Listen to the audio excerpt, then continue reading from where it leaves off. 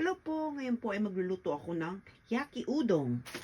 Japanese yaki udon po. Ito po, iyan po. Mga tira-tirang gulay lang po ang ilalagay ko at meron tirang sahog. Kaya, ayan lang po.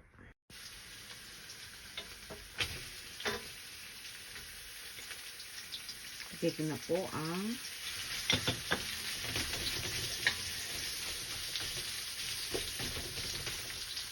ito po ang tira kong sahog. Ilalagay ko po siya dito.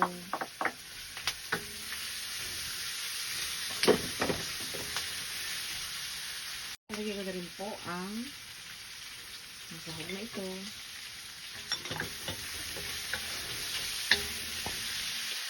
Lagyan ko po siya ng konting mainit na tubig.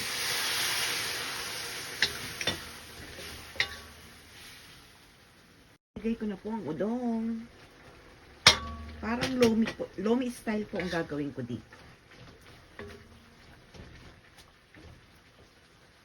Ito na rin po ang aking mixed veggie. Repolyo, kumatsu na, at pechay. Lagyan ko po siya ng oyster sauce.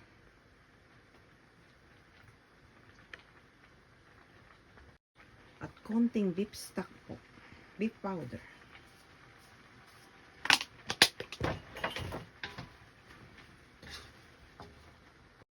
Lagyan din po ng black pepper.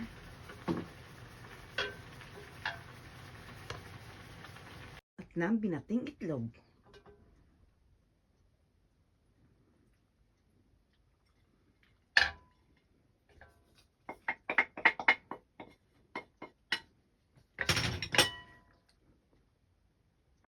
Okay na po to. Yaki udon. Japanese yaki udon na Philippine style. Thanks for watching po. Bye-bye!